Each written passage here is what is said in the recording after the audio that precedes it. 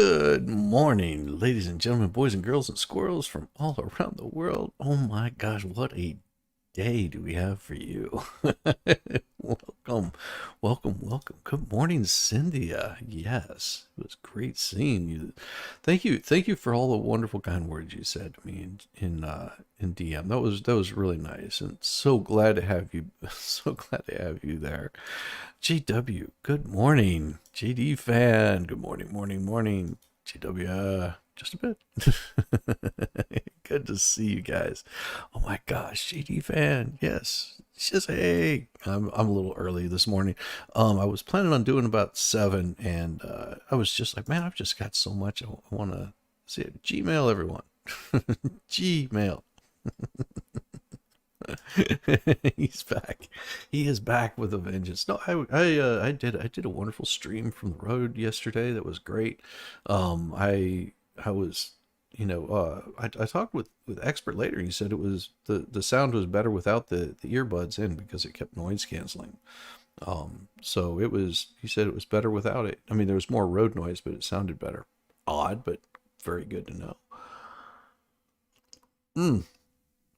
Oh, and on with MG last night. Oh my gosh, it's Laura Owen. What kind of craziness has she gotten herself into? Man, just crazy. It's almost 4 a.m., Donna. Wow, that is better than hearing better than hearing her say she's late. Good to see you, Brandon. I hope you're doing good this morning. Oh my gosh. So what do we have for you today? Well, we got the same foolishness that's been going on for quite some time. The AB just it can't hold itself together and contain itself with its fandom for Gaza. Just like USA built a pier in Gaza. It broke apart. Here's how we got here, and here's what might be next. I mean, this reads like a true crime story. Seriously, this is like a total true crime story. We'll skip all the preliminaries because it hasn't lived up to its billing or its $320 million price tag. Well, no shit. It's a sideshow, said Bob Kitchen. No, it's more like a shite show. Is more what it's like. Nobody has said the outset was going to be a pan whatever. I'm not even going to try to pronounce that. I know the word, I just can't pronounce it. Damn it! For all the humanitarian assistance problems that still exist in Gaza. No, really. You wonder. Before the war, Gaza was getting about 500 truckloads of aid on average every day. 500 truckloads.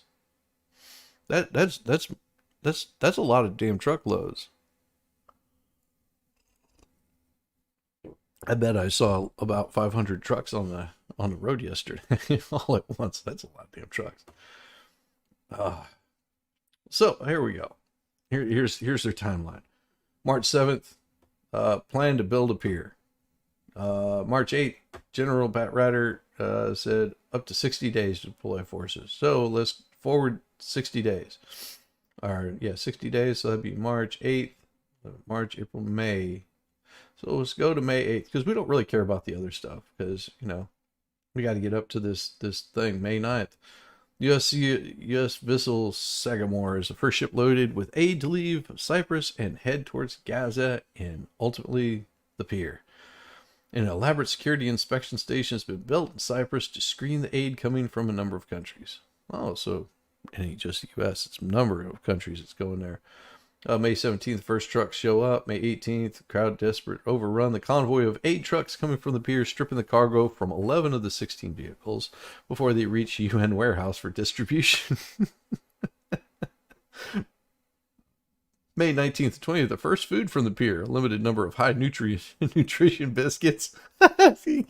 Could you imagine you going, all I get is this damn biscuit. We waited 60 days for food and we're finally just getting some biscuits. It's like dog biscuits.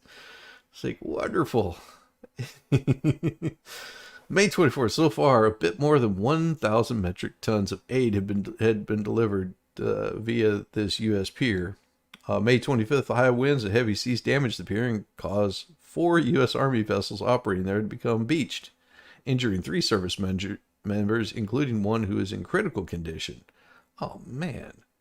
2 vessels went aground in Gaza near the base of the pier, and 2 went aground near the Ashken in Israel. Spokesperson, blah, blah, blah. May 29th, 2 of the Army vessels that ran aground in bad weather are now back at the sea, and the other 2 are near the pier being freed, and with the aid of the Israeli Navy. Imagine just like, come on, Damascus, we will help you. So what's next? In the coming days, a section of the causeway will be put back together, and by the middle of next week will be moved back to the Gaza shore, where the causeway will once again be attached to the breach. When we're able to re-anchor the pier back, you'll be able to see that aid flow off, and you'd be able to see your money being wasted in a steady stream. It's beautiful. Good morning, Tammy Bugard. How are you doing? Good morning, Welsh Lady Reads. So good to see you. So good to see you.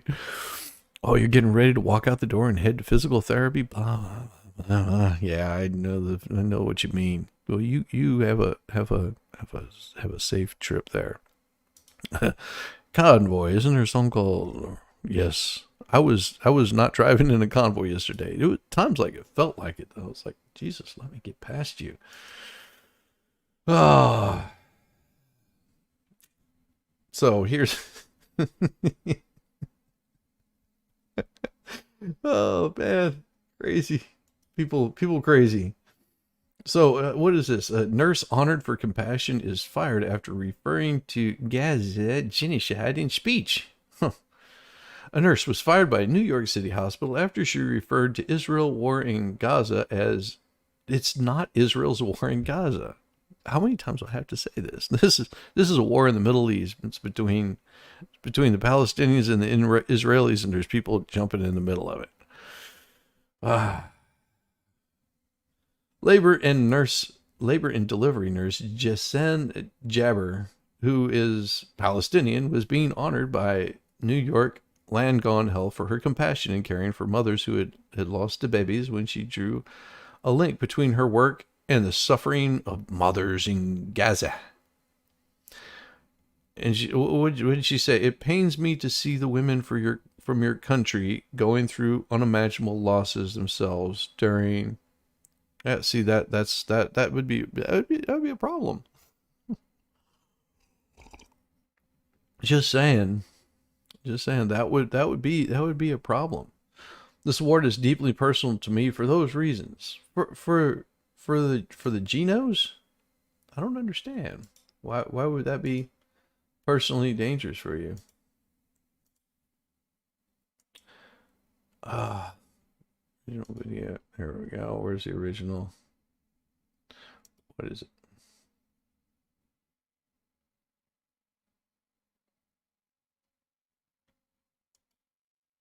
Oh, this sounds so. I was just listening to that thing. So Jabber wrote on Instagram that she arrived at work on May 22nd for her first shift back after receiving the award when she was summoned to a meeting with the hospital's president and vice president of nursing to discuss how she put others at risk and ruined the ceremony and offended people because a small part of your speech was a tribute towards the grieving mothers. No, no. Sweetheart, you got to understand. That was not check it. Oh, check that. What am I checking for? Let's see what we're checking for. Oh, I got that. I will. I love it. I will definitely do that. I will definitely open that up because that looks pretty damn good. That would be the next thing I cover. Thank you, Foster. I love it. Good morning, Roxanne. Good morning. Oh, so what was the first? Okay, she wrote that after working most of her. Okay, so what she said was she she said, I it pains me to see the women in your country going through unimaginable losses themselves. All she had to say was during the current war in the Middle East. That's all she had to say. And, those who know and would have felt compassion for her. But what she said, that's not what she said. She said there was some geocide or some crap like that, and that's what got her in all kinds of trouble. I understand. You're feeling pain. To discuss how she put others at risk and ruined the ceremony and offended people because, geez, what did you think? See, this is where people will eat their own. Don't you know this?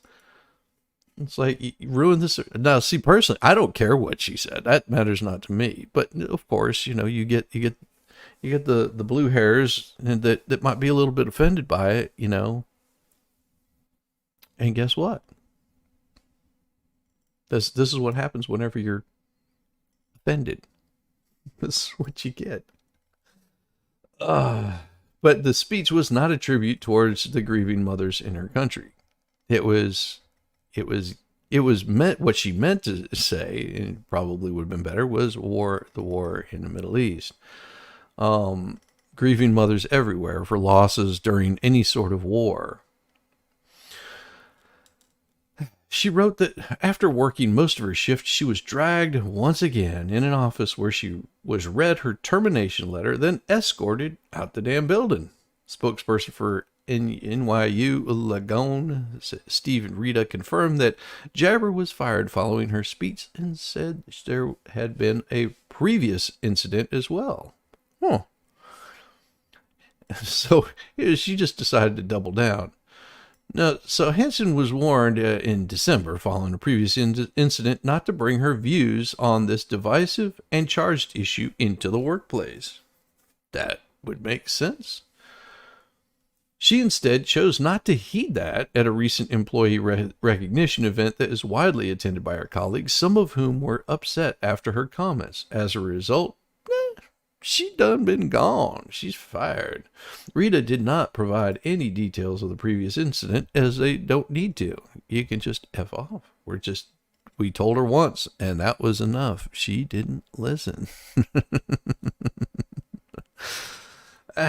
So Jabber defended her speech in an interview in the New York Times. It said, talking about, was so relevant, given to the yeah, there's absolutely, I completely agree. Talking about war is very relevant. Given the nature of the award she'd won, it was an award for bereavement. It was for grieving mothers. Yeah, nothing wrong with that. But here's what they told you. Said, leave Palestine, leave Gaza out of it, leave Israel out of it. Just don't do it. Gaza's Ministry of Health says that more than 36,000 people have been deleted in the territory during the war. Don't care. Critics say Israel's army campaign amounts to critics. What critics? Who are the critics? Oh, these are people that don't like Israel. Great. So, of course, Israel has denied these charges and told the International Court of Justice to go pound sand. Like, really, go pound sand. We sent our Navy to go help your stupid little bridge to nowhere that cost $230 million. Well, of course, Jabber is the first employee at the hospital, which was renamed after NYU Medical Center after the major donation from Republican Party donor and billionaire Kenneth Langone to be fired over comments about the Middle East. The Mideast. I think you guys misspelled Middle East. It's supposed to be Middle East conflict. And that's what you should call it, the war in the Middle East. That's been going on for longer than I've been living.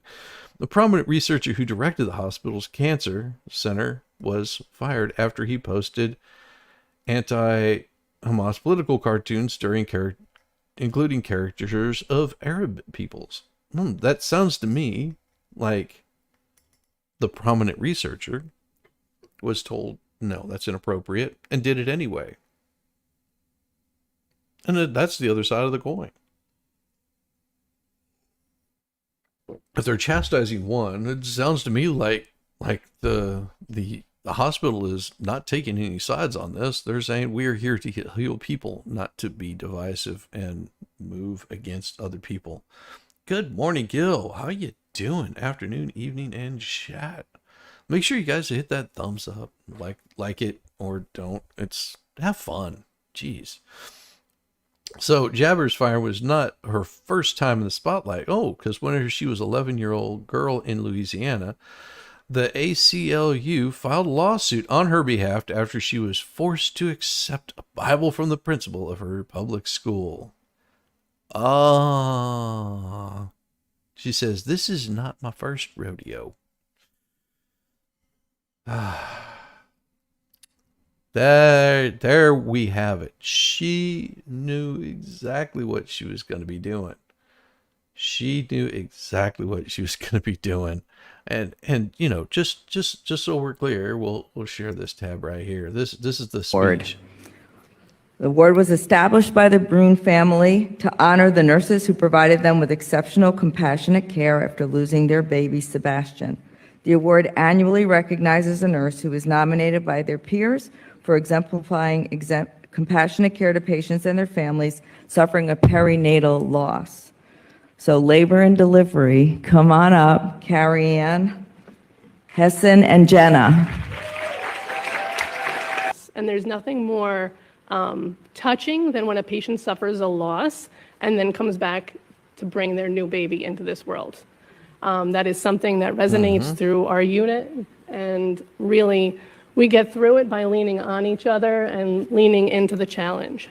These two nurses embody that philosophy, and I am so proud to be here to present them with their awards. I am going to read just little excerpts from their recommendation was for Hessen. Hessen not only provides stellar patient care, but also provides support for the rest of the nursing staff so that we can. There it is. Is this what? Oh, okay. So they deleted the audio. Ambassador, okay, so now we're going to do Sebastian Brune, compassionate care, blah, blah, blah. No, that's weird. Cancel. And we'll close it. Yeah, it's not even playing it. It's just a long speech that goes for damned ever. And it doesn't even get to where she says it. So, well, it does, but I'm not going to go through the whole damn speech of listening to that. It's just stupid. So damn stupid. But this is a really interesting one. That somebody named Volstorm, go check him out, had to say. So this to me is pretty cool. Here we go. CWB Chicago says, with shootings, robberies, and sex attacks way up, Chicago alderman says she will no longer share crime alerts because they create a bad perception. And off to the side it has 2 charged with connection with robberies involving bike riding, rifle wielding men in Rogers Park. Registered sex offender raped and robbed a woman at gunpoint, officials say. Chicago man who carjacked a Lyft driver at gunpoint has 7 cases pending in juvenile court. I just like, oh, but she is Lenny Manna Hoppenworth. I don't know what the hell kind of name that is. Hoppenworth. She's got a Manna Hoppenworth. Okay. On a north side ward where 4 people have been deleted in the past week, and robberies and sex crimes are at their highest level in over a decade, the local alderman announced on Wednesday that she would no longer post crime alerts on social media or send crime alerts to her constituent email list. They just like, can you fix the problem? No, I just won't tell anybody. He's so crazy. Yeah.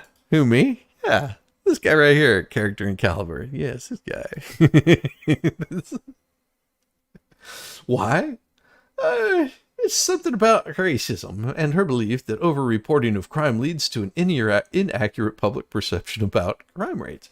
I said something about this yesterday in so many words that I was reading a story on the AP that I thought was just hilarious. I mean, it floored me whenever I read it, because they were talking about having that they were misrepresenting in movies, they weren't representing enough the how horrible climate change is.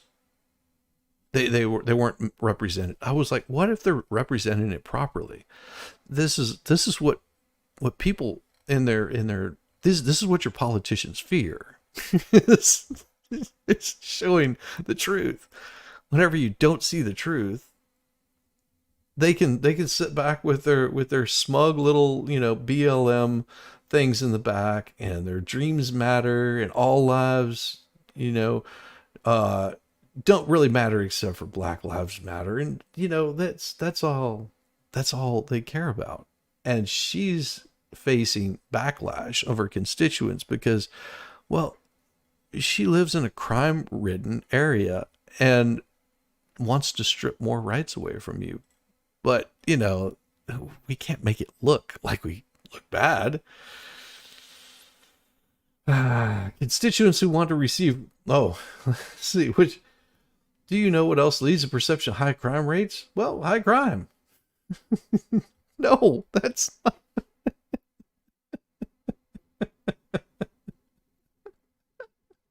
Which alderman with skyrocketing crime problems is going to start playing hide the football with people who elected her? Lenny Manna Hoppenworth, 48th District, whose ward includes much of Edgewater and parts of Uptown. Constituents who want to receive crime alerts via email will have to opt in, says the alderman, who suggests people call the local police districts if they want information about crime in the neighborhood. It's just like, no, that's not what you want. Good morning, Cindy. Good morning. How are you doing? As far as I can wish, I want. Oh, I'm sorry to hear that. Oh man, I'm I do understand, and I am sorry for your loss, and damn, I mean, sorry to hear that, and my heart goes out to you. So you deal with it as best as you can, and just know that there's a lot of people here that care for you, and yeah, I understand. But just come laugh with us. I mean, laughter is one of the best medicines. Laughter is one of the best medicines. Only subscribers who have opted in for these crime alerts will get them. We will also no longer share these alerts on social media. I mean, if you want to see something funny, I've got something really good for you, Cindy. Now, this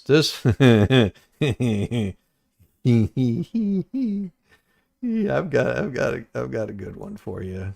They gotta be paying attention because it'll go by fast.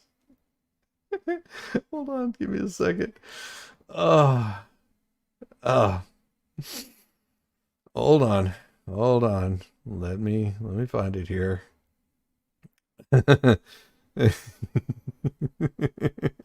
Give me a second. This one's a good one for you. This is a good one for you.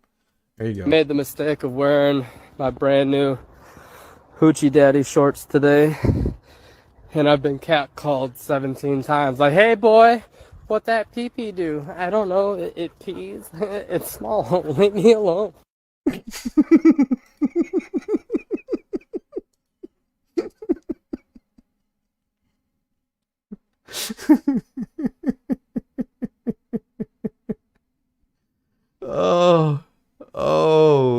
Oh, I'm sorry.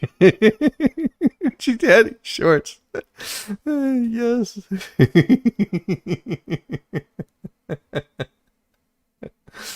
Oh, all right. Here's a good one for you.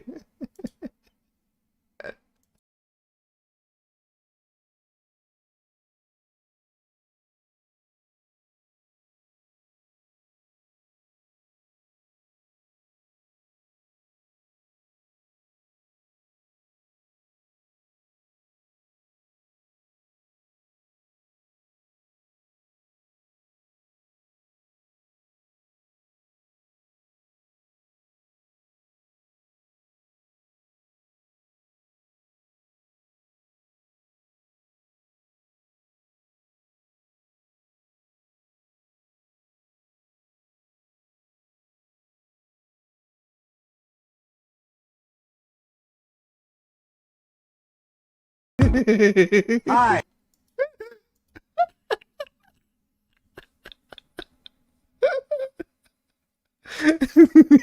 She didn't need to see those.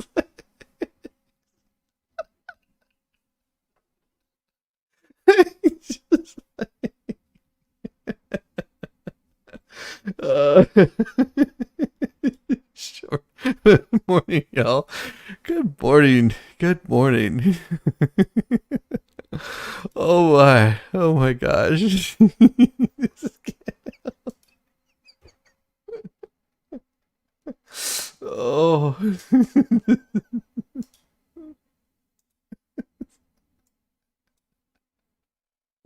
I've got more where that came from, but we'll hold off for a little. This is what you do whenever you're bored. You bookmark crap. Oh, see, this is why I need to be streaming, so I can't do this kind of stuff, because I would just pull up this crap all the damn time and get myself in trouble. Oh, okay. Let's see. Sorry. Oh, let's go back. Let's go back. Okay. Only the subscribers who have opted in for these crime alerts will get them. We will also no longer share these alerts on social media. She said she would continue to email everyone in her emailing list if there's an active threat to 48th Ward neighbor safety. What would you just say? High crime might be an active threat. It's strange that Hoppenworth would take this moment to stop telling grown adults about the ward's rising violent crime problem. 4 men were shot in her ward between May 22nd and May 27th in 3 separate instances. Like, good Lord. The first 2 shootings occurred at the exact same address, according to the records. She tried to explain away the first shooting by saying, it was isolated. That came back to bite her when the second shooting occurred at literally the exact same location. Yeah, we sort of ribbed her a little bit about that. Anyone who wanted to bet our nudge was a major factor in her decision to shut up about crime? Well, maybe. Year to date, shooting incidences in the 48th Ward are at the highest level since 2015, according to the city's data portal. As of May 13th, 41 robberies have been reported this year in her ward. That's up 78% compared to the same time last year. But you can send social workers out there to help them out. Yeah, well, you got somebody that's very angry. And, well, you know what? They've removed all... This is one of those wards where you're not allowed to own a firearm. They made it illegal to own a firearm, but yet the shootings have gone up. How does that happen? I don't understand. There has been one red rum so far this year in her ward. That's down from 2 comparable years in 22 and 23. The ward didn't have a single deletion year to date in 2018, 2019, 2020, or 21, but 2022 and 2023 they did. Manna Hoppenworth also posted a lengthy blog post with an explanation. We'll get to that. An explanation of her decision to embargo crime information. She tried to take an intellectual approach by linking to a couple of studies, including one from the University of Tehran. Any port in a storm, we suppose. I love this paper. This is hilarious. The alderman is more than welcome to blame information about crime for her concerns. Her constituents have about her safety in her ward. But the real problem is that violent crime is up. People know it, and her misguided decision to hide information from them will not fix that problem. By the way, 48th Ward residents who want to receive information about crime via email can sign up for our daily newsletter. The sign-up box is toward the bottom of the page on mobile devices, right on the column on desktops. Unlike aldermen, we won't hide the truth. Original reporting you'll see nowhere else. Paid for by our readers. Click here to support our work. Oh my God. Oh.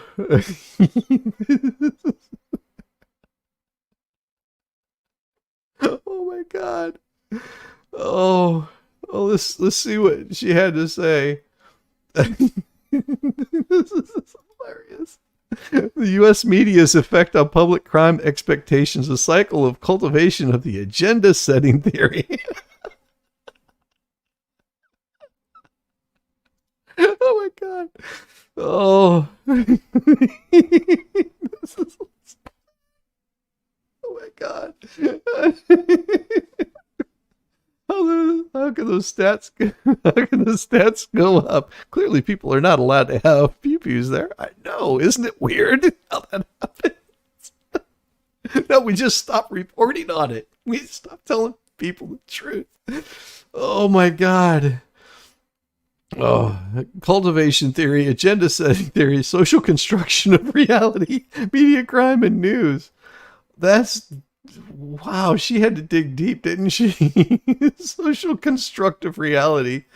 Social construction, Schatzenberger and Luckman believe people gain their social knowledge of reality through 4 sources: personal experience, significant others such as family members and friends, and other social groups and institutions such as schools and churches. And finally, the media. The knowledge gained from these sources constructs a reality of the things around us. Accordingly, 3 types of realities are then shaped throughout our lives: experienced reality, symbolic reality, and social constructed reality. Experienced reality is the reality we gain from our everyday interaction. Well, you must see what is going on about you. Social constructed reality is the total reality and knowledge gained from the mix of both our experienced and our symbolic reality that is gained from 3 other sources, namely peers. Well, yeah, but you don't.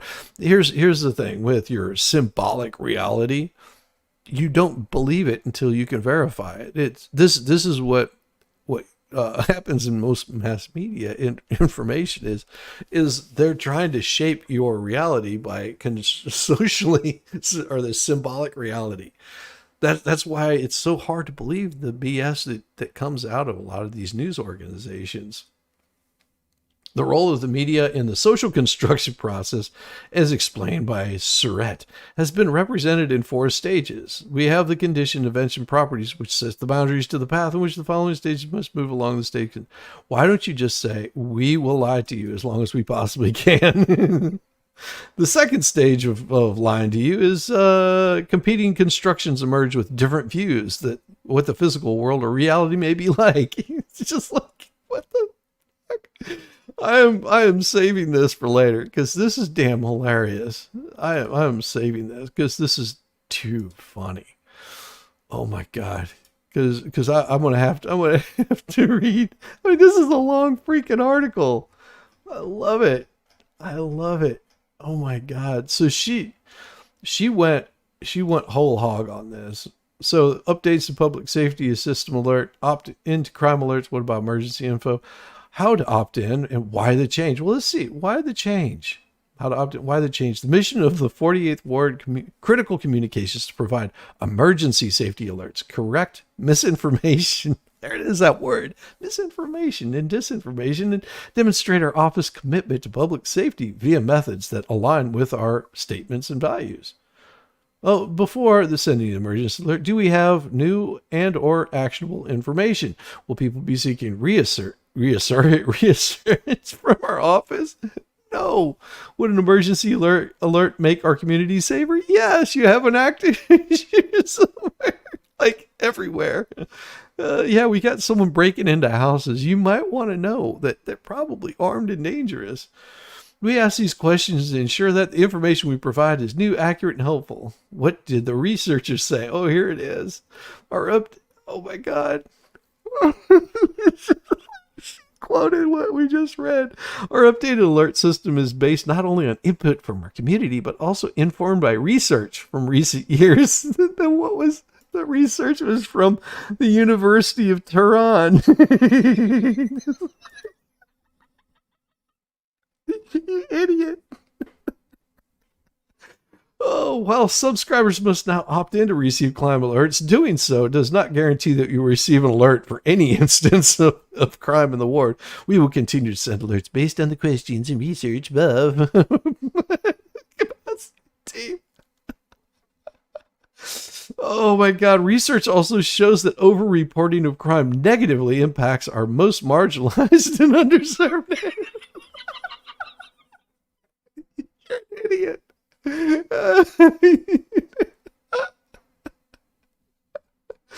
Oh, safety apps influence perception of crime. While subscribers, I mean, it's like, oh, let's not put out Amber Alerts because it may look people that drive Hyundais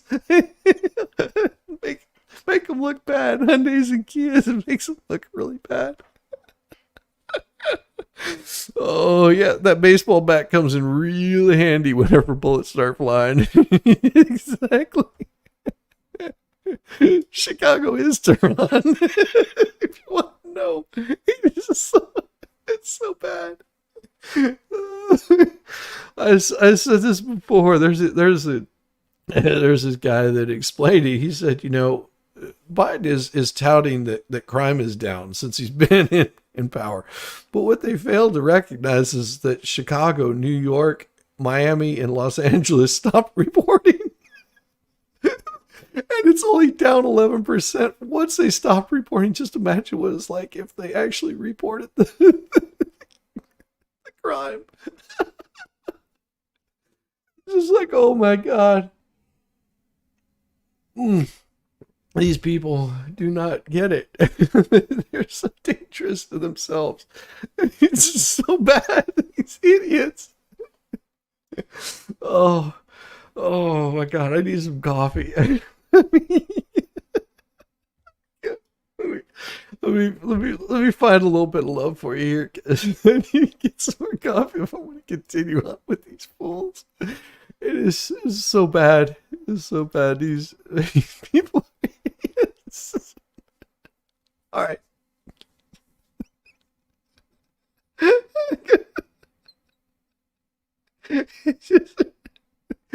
This is perfect. This is a perfect time to show that. It really is. It really is. Here we go.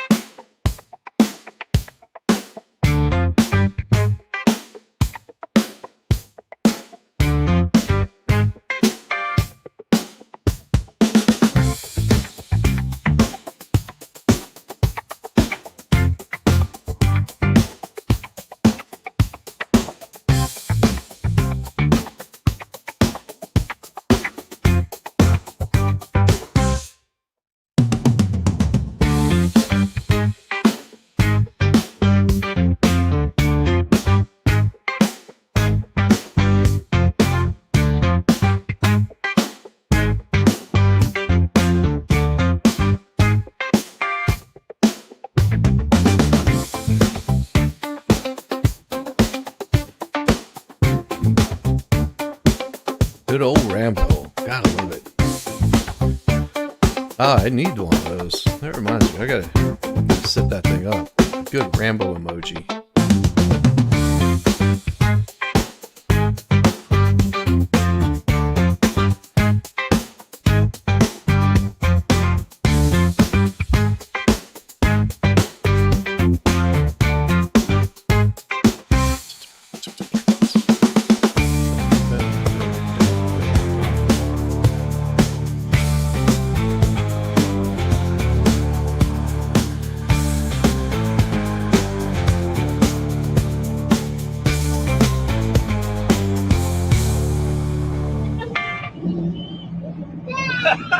My balls are tingling. Yeah, my balls are tingling.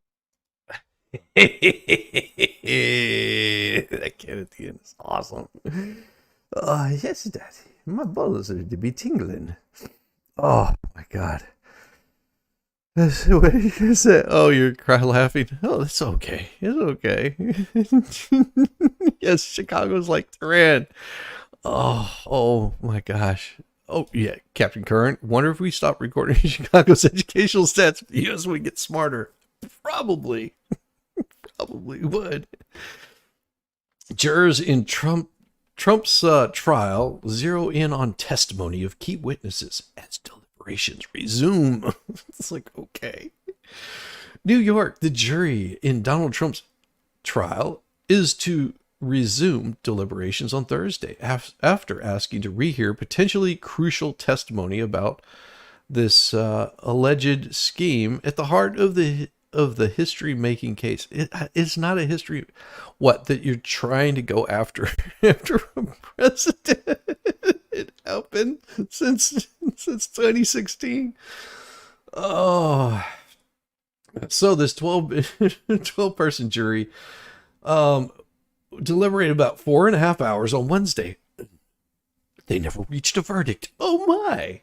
I hope they take a month reaching a verdict and they just have that one holdout. It's just like, nope, nope. You have to find them not guilty. That we saw, we saw how bad juries can be with their deliberations. Oh, I mean, we've seen firsthand how bad juries can be with their deliberations. So what to know about this? No, this is what AP wants you to know. A guide to the term used. Trump is the first ex-president on criminal trial. Trump is facing 4 criminal indictments and a civil lawsuit. Well, no, because that has nothing to do with this. This hush money trial that they keep naming it has nothing to do with the criminal indictments and the civil lawsuit. Nothing to do with it. It's something completely different. Well, it has to do with one of them, but not the other. Besides asking to rehear testimony from a tabloid publisher and his former lawyer and personal fixer, they also requested to revisit at least part of the judge's hour-long instructions that were meant to guide them on the law. An hour-long instruction. Jeez. Like, did he do it or did he not do it? Your prediction, hung jury. No. No, here's the bad part about it.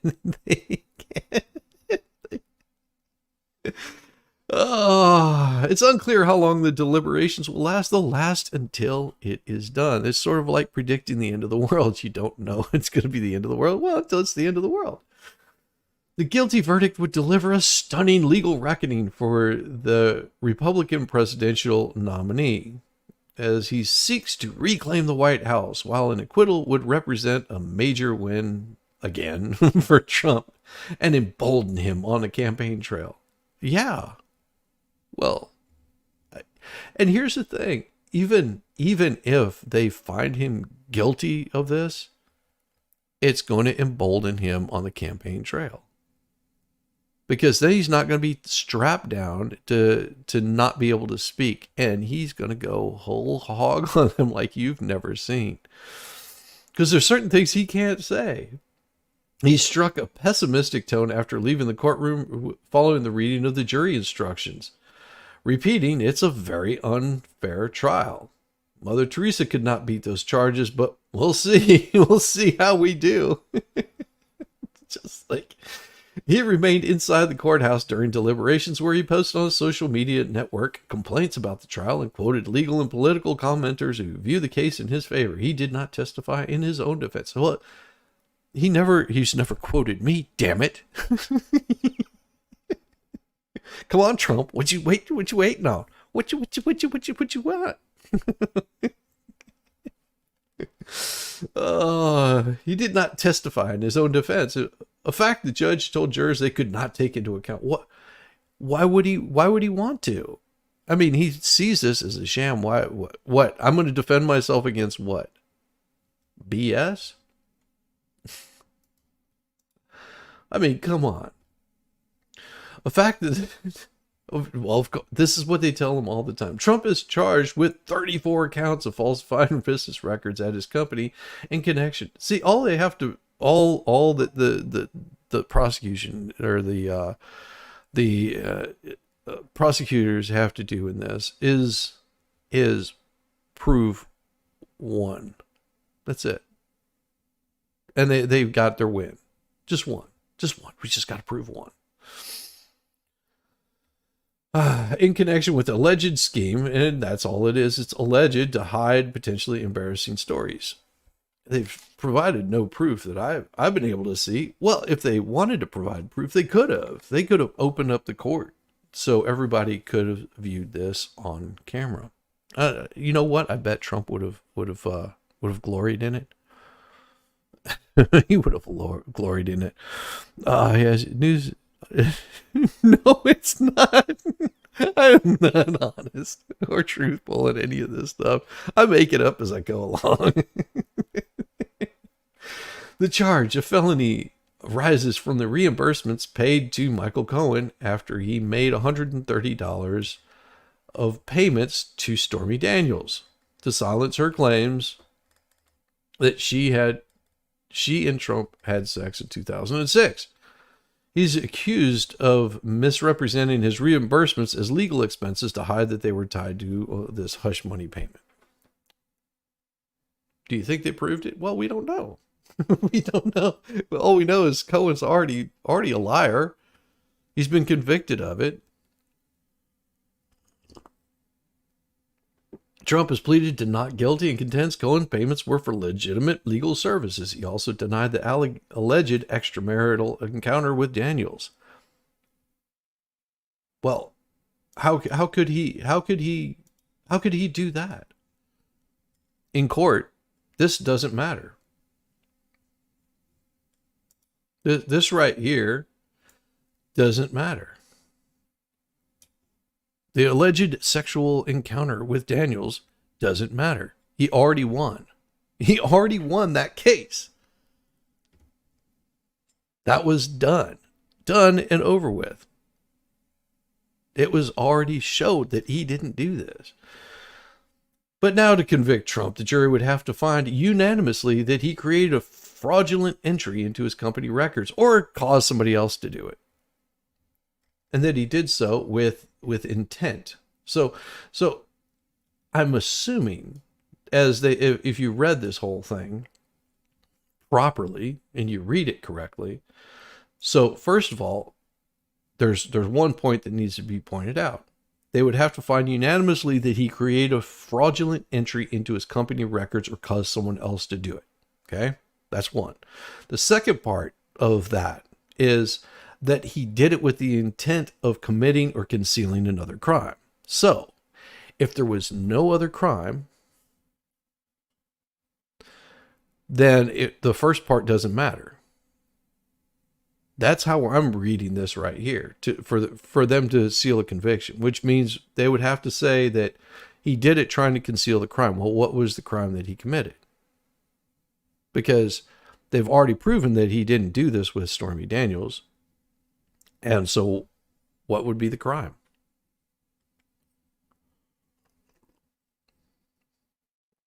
Just saying. But I'm not no lawyer. The crime prosecutors say Trump committed or hid is a violation of New York election law, making it illegal for two or more conspirators to promote or prevent the election of any persons to a public office by unlawful means. So what they're doing is lawful? Wow, this pendulum's gonna swing back after them. Oh my. Oh my. While the jury must unanimously agree that something unlawful was done to promote his campaign, they don't have to be unanimous on what that unlawful thing was.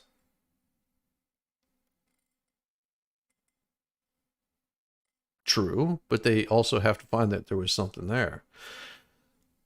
And I don't care if they're a diverse, every time basically, whenever they say a diverse cross-section of Manhattan residents and professional backgrounds, often appeared riveted by testimony in the trial, including from Cohen and Daniels. Many took notes and watched intently as witnesses answered questions from the prosecutors and the lawyers. Jurors started deliberating after a marathon day of closing arguments in which a prosecutor spoke for more than 5 hours. Oh my God. Underscoring the burden the district attorney's office faces in needing to establish Trump's guilty beyond a reasonable doubt. The Trump team need not establish his innocence to avoid a conviction, but must instead bank on at least one juror finding the prosecutors have not sufficiently proven their case. In their first burst of communication with the court, jurors asked to rehear testimony from Cohen and former National Enquirer David Pecker, where the tabloid boss agreed to be the eyes and ears of his fledgling presidential campaign. You mean his presidential campaign? So he testified that the plan included identifying potential damaging stories about Trump so they could be squashed before being published. This is not abnormal. Do you think that you have your PR people out there for Biden and for Trump already, looking for stories that would potentially damage them? And if someone, they have as much evidence as a mafia trial. I know. They were playing hangman. Oh my God. Yeah, she was found guilty for defamation because nothing she said was true. And Avenatti's in trouble for it too. Pecker testified that Trump told him Karen is a nice girl and asked, "What do you think I should do?" Pecker said he replied, "I think you should ban this story and take it off the market." Okay. He added that Trump told him he doesn't buy stories because they always get out and that Cohen would be in touch. See? I don't buy stories. Cohen will be in touch with you. He's my legal attorney. We're not buying this story. That's what it sounds like to me. It's just like, yeah, that's not how I'm going to play this. There's like, I'm going to have Cohen talk with her and find out if there's, what her allegation is. If we need to pay her some money, then we'll pay her some money. But I don't know. Just make this bullshit squeeze go away. Publisher said he came away from the conversation thinking that Trump was aware of the specifics of her claims. Pecker said he believed the story was true and would have been embarrassing to Trump had it in his campaign if it were made public. Okay. But that's McDougal. Where does that come in with so National Enquirer, the American Media Inc. eventually paid McDougal $150,000 for the rights to her story. Well, then that's National Enquirer's American Media Inc. is the one that paid her for the story. An agreement that also included writing and other opportunities with its fitness magazine and other publications. So she was given a sweet freaking deal for her story.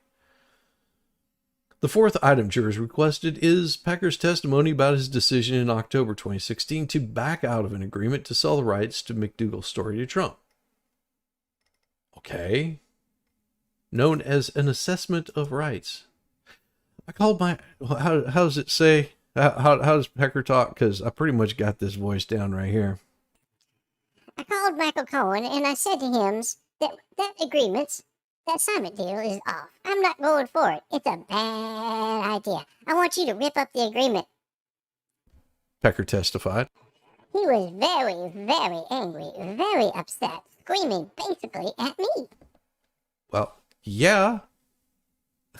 It's just like, Becker testified that he reiterated to Cohen that he wasn't going forward with the agreement. He said that Cohen told him the boss is going to be very angry at you for going against what he told you not to do. See, that's the confusion right there. Trump said, don't do it. Yeah, Pecker, another case where someone should take the opportunity to change their name. It's okay to let that one go. It's like, yes. And that's all they got. Oh, Jesus. Takata airbag risks. Oh my God. I was talking about this just last night. I just saw this right here. Let's see. Well, Nissan warns owners of older vehicles not to drive them due to the risk of exploding airbag inflators. This is always fun. So I dealt with these at Honda, and they're Takatas. They're Takata airbags, and the design in them is flawed. Do you know what they did to fix the flaw? If this makes you feel any better. I love this. You know what they did to fix the problem with Takata airbags? You're gonna love it. You're gonna love it. They wrapped them in plastic. Joke not. That's all they did. They wrapped them in plastic and they have vents on them. That's it. That's all they did. More powder? I don't know, man. I think I need to get some donuts this morning. So Nissan is urging owners of about 40 or 84,000 older vehicles to stop driving them because their airbag inflators have an increased risk of exploding in a crash and hurling dangerous metal fragments. This is what and it has nothing to do about the Nissans, because okay, these airbags were made by a very well-known airbag manufacturer, okay, Takata. Takata made these airbags. It's not all they make, but it's one of the products they make. And what was happening is during an accident, and some of these even got so bad as because they're filled with compressed air inside. I mean, they're compressed. So what happens is sends electrical charge. Those things fire off, and whenever they fire off, they will force the airbag to inflate like super quick. Like as you're colliding your vehicle, bless America, as your vehicle is colliding and hitting those crumple zones, there's little sensors on it, and as those sensors are firing off, it fires off the airbags. The airbag explodes and catches you as you're falling forward or from the side. Some of them are up in the side panels, like your Odysseys and stuff like that. Have them up in the side panel airbags. They have crash, detections on the sides of these things. I mean, they're wired up like more wires going through these things than in your house. I guarantee. Like I've got a picture here somewhere of me with an Odyssey wiring harness wrapped around my body. So what was happening is these airbags that were in the driver's side. So behind your horn, there's you pull out the horn and the airbag is inside this portion of your horn. So that port that you press down on, that's where your airbag is located. Okay, and whenever you get in a collision, the airbag on the back side of that explodes the plastic apart and goes into your face and catches you in a front end collision. All right, on the passenger side, they have one in the dash. And if you look, you'll probably see the markings where that thing will split open. Okay, whenever it splits open, it's supposed to catch you. Now, that airbag is located on the back side of that whole thing. Now, what happened is 2015? Yeah, 2015. People have been injured in those things because what will happen is the metal in that would explode out, and whenever that metal would explode out, it would puncture through the airbag and into your face. Wonderful way to go, huh? There was a lady that was really badly deformed because of that. So, yeah, the fragments can cause serious injury or death. Nissan said the do not drive warning covers certain 2002 through 2006 Sentra small cars. Well, yes, the Sentras are small cars, well as 2002 to 2004 Pathfinders SUVs, and 2002-2003 Infiniti QX4 SUVs.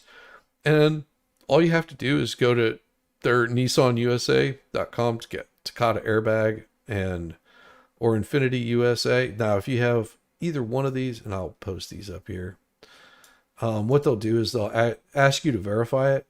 The cool part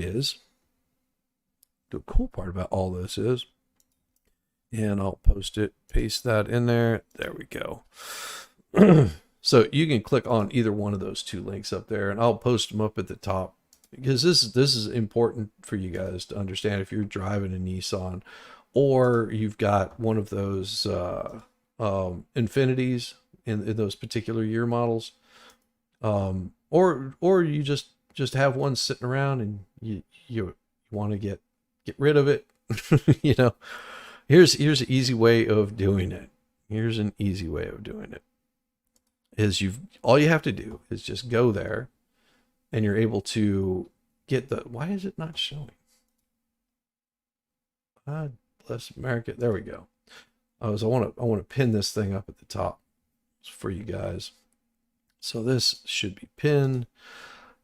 Now, if you have one of those in those year models, and go and check it out. What they'll do is they'll have you put in your where is it?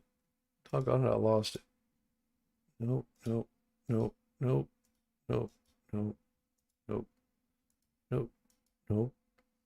Where did it go? Huh. I guess I hit the wrong damn thing. We'll just go back and look at it. Back. Nope, that's not it there either. Why did that do it? So crazy. Campaigning in court, other takeaways from Trump, trials, closing arguments. Okay, we'll just open this up fresh here. Open a new tab. There we go. So the reason it's so important for these is they will usually give you a rental for it. Thank you. Through open. Thank you. I appreciate it. Boomering it. So the reason for doing this is because it is a safety issue. And it can be, basically they don't want you driving it. A lot of times now with Honda, we would send people out to come to your location and change out the airbags in it. It doesn't take very long to do. And it's free. It's free. Like, it doesn't cost you anything at all. It doesn't cost you anything at all. So do it. If you need to get this taken care of, just go and do it. So even minor crashes can result in the airbags that can kill or produce life-altering injuries, gruesome injuries, yes.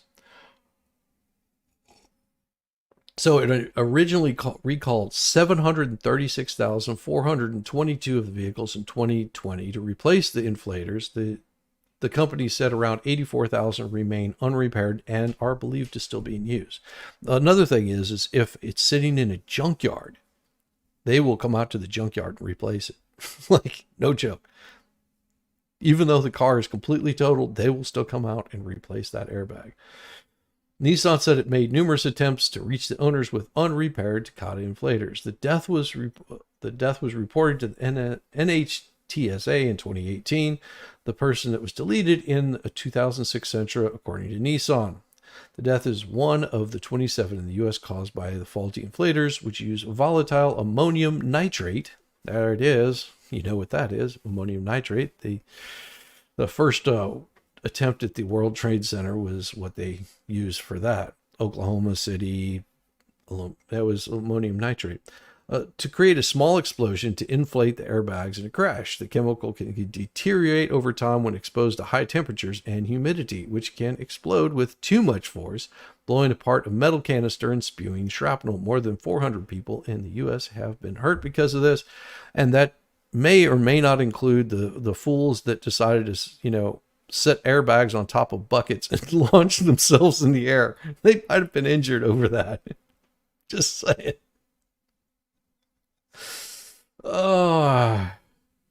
Worldwide, at least 35 people have been deleted by these Takata air inflators, Malaysia, Australia, and in the U.S. Potential for dangerous malfunction led to the largest series of auto recalls in the U.S. history, with at least 67 million Takata inflators involved. And this was going across anybody who used these. Like multiple car companies used them. It was not just it wasn't just Nissan was not wow, Nissan made car bombs. Yeah.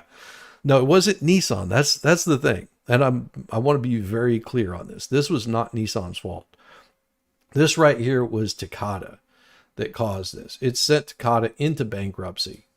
Honda, Ford, BMW, Toyota, Stellantis, and Mazdas have issued similar do not drive warnings for some of their vehicles equipped with Takata inflators. So this goes across all of them. This is not just Nissan. So I want to be very clear on this. This is not Nissan's fault at all. This is not Nissan's fault. They purchased these airbag inflators from a well-known company. Like Takata also does like seat belts and crap like that. I mean, they make safety products. It was something that they created that had no idea that it was going to be more deadly than getting in a car accident. We're talking about even a minor car accident. If you're going fast enough and that airbag gets fired off, that airbag is what's causing it. It's not the yeah, yours was a Toyota. Yeah, Toyota, Nissan, Mazda, Ford, BMW, all of them have Takata airbags. Like the older models, I believe there's been other companies that have stepped in there and changed like what they're using for that minor explosion kind of thing. But yeah, this is really, like I said, it's important to find out if your car is under any of these recalls. Now, a lot of times they will, until somebody's injured, they won't report the vehicle, because you realize if you're doing, what is it? How many was it? 100 million inflators being recalled. 100 million. Now that, you got to think about it. That's, usually 2 per car. So if you got, 100 million, half of that, 50 million cars that have to be recalled, that is an insane amount. An insane amount of cars that are having to be recalled, and how costly that is for Nissan, for Honda. They have to supply you with some sort of vehicle, because now your car's out of commission until they can get that fixed. So, a lot of people would take theirs in and get that stuff like done immediately. Please, please, please go get if you own any one of those cars that are listed, Nissan, Toyota, whatever, check. All you have to do is check on recalls. You can pull up the company's website and check for recalls, and you'll basically be putting in your VIN number. Your VIN number will spit back if there's any recalls. A lot of times you're going to have, you'll have updates to certain hardware and software. Like my car had recalls for the hatchback, like for the little air, what do you call it? The lifts that hold the back tailgate up, because they were known to fail, and then the tailgate would slam on top of your head. Mine didn't have that problem. Luckily mine didn't have that problem, but it was a known issue. So they performed the recall, and all I did is took my car in for an oil change. They checked on any recalls for that, found there was a recall on that, and popped the shocks in that day. It was easy. It doesn't take long a lot of times to do these kinds of things. Yeah, so just be careful out there. Just be careful out there. You gotta take care of yourselves. Oh my gosh. To recuse or refuse a look at Supreme Court justices' decision on whether to step aside in cases. Well, it doesn't matter, because there's a Supreme Court. Samuel Alito on Wednesday provided a rare window on the opaque process by which justices decide to step aside from cases. Alito faces calls from Democrats to recuse from 2 cases involving Donald Trump. Because of the controversy over flags that flew over his homes. Both flags were those carried by rioters who violently stormed the Capitol in January 2021 while echoing Trump's false claims of election fraud. Revelations about the flags came as the court is considering cases related to January 6th riot, including charges faced by the rioters, whether Trump has immunity from prosecutors on election interference charges. In letters to members of Congress, Alito said he had no involvement in flying an upside-down flag over his home in 2021. and an appeal to heaven flag at his New Jersey beach house last year. Imagine that. He had nothing to do with it. Election issue frauds. They've proved election fraud now. No, never. But he said he never hung these flags, and his wife did. His impartiality, he said, could not be reasonably be questioned. Correct. I'm not responsible for my wife's thoughts or actions, just as she's not responsible for mine. Hey, Zach, what are you doing? Oh, craving donuts too, like good fancy donuts. I know. I need to go get some. Hey, welcome. Been lurking. Shiz is back. Yeah, Shiz is back. Back with a fire and a passion. The explanation is unlikely to satisfy Democratic critics. No, there is nothing. There is nothing that would satisfy them. There is nothing. There ought to be a law. Well, there is, as well as recently adopted Supreme Court ethics codes and guide to justices, though there's really no means of enforcing either. A law applies to Supreme Court justices and all other federal justices, lays out several criteria that require recusal. And the language most relevant to Alito's case, well, why don't you read all of it? Any justice, judge, or magistrate judge of the United States shall disqualify himself in any proceeding in which his impartiality might reasonably be questioned. So what's the law? Because you have to reasonably question it. The court's code of conduct says that justice ordinarily has a duty to take part in cases since justices, unlike lower court justices, cannot be replaced when there is a conflict. The code differs from federal law by saying a justice should rather than shall disqualify himself or herself. It also says that an impartial and reasonable person who is aware of all relevant circumstances can validly call for recusal. Yep. Who decides? Supreme Court justices decide for themselves whether or when to recuse themselves on a case. On rare occasions, a party to a case will ask a justice to recuse. Now, see, what they basically said. Now, if Alito had participated in anything going on January 6th, that would be one thing. But he didn't. Then I could understand him recusing himself. But just because his wife flew an upside down flag that was owned by people that were there for January 6th, that was his wife's decision. She flew those.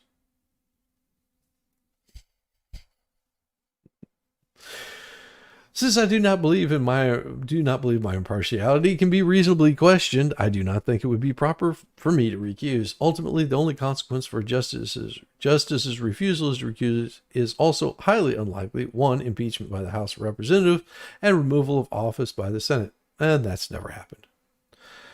And who cares what his explanation is, because he has nothing to do, because both flags were flown by his wife, not hoisted to identify with the Capitol people or the Stop the Steal movement. Alito said he was unaware of the Appeal to Heaven Flags association with an effort to undo the 2020 election results. He said he urged his wife to take down the inverted U.S. flag, but she refused for several days. Well, you try to make your wife do something she doesn't want to do. just try. Hell, try to make any woman do what she doesn't want to do, and I guarantee you are gonna be bit down, chewed up, and spit out.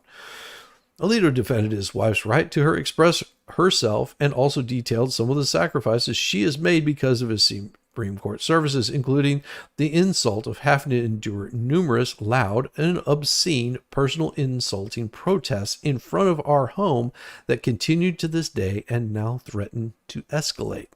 Yes, because certain people gave out Alito's address.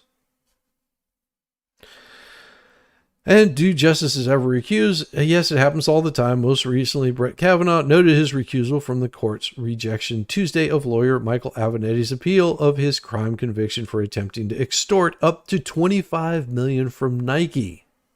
Although Kavanaugh didn't say why, it seems likely that he sat out the case because Avenatti represented one of the women who accused Kavanaugh during his Supreme Court confirmation hearings of sexual misconduct. Kavanaugh has denied any anything that was inappropriate in his case, but he still recused himself because he was involved with Avenatti in this case.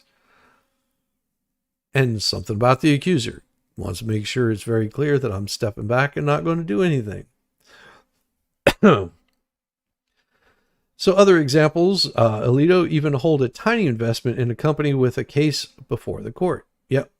Last year, Alito didn't take part in an appeal involving Phillips 66. He didn't explain his decision, which he doesn't need to, but his financial disclosure showed he owes between $1,500 and $50,000 in company stock. So he was just like, yeah, I can't be impartial to this. One other common reason for when justices have dealt with cases in previous jobs, especially in lower cases like Ketanji Brown Jackson and Kavanaugh recused from a case involving a former Guantanamo detainee, Omar Khadr, whose case had previously been before the Federal Appeals Court in Washington, which Jackson and Kavanaugh both served. Jackson noted the reason for her recusal, but Kavanaugh didn't. You don't have to. That's the thing.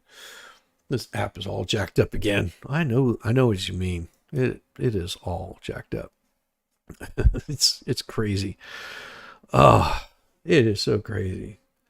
But yeah, you gotta understand why the Supreme Court justices are doing it. And like this, Supreme Court leaves horrible way of posting this up there. Damn it. Hate when it does that. Now I can't find the damn thing. Where'd it go? Nope, that's wrong. And now I gotta find the damn case.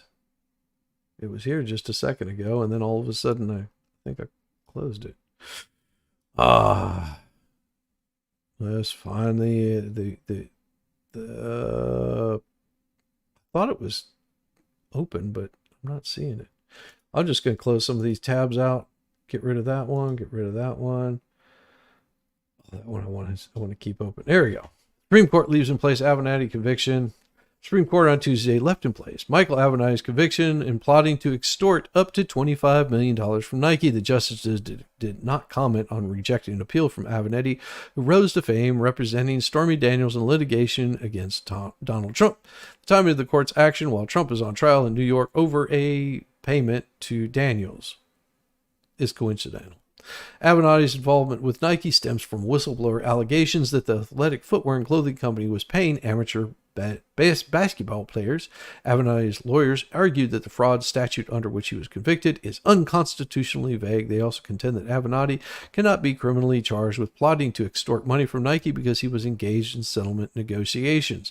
The conviction and sentence had been upheld by federal appeals court in New York. The second appeals court rejected his claims, and there was insufficient evidence to support his conviction on charges of extortion, honest services fraud for threatening to smear Nike and the media if he didn't get paid. Well, that right there is enough to consider an extortion. All right, so what is Trump smiling about here? It says Post misrepresents New York judge's instruction on jury to hush money trial. Okay.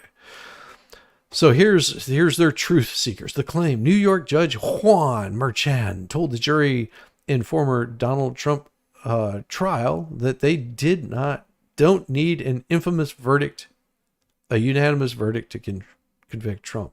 What? Okay.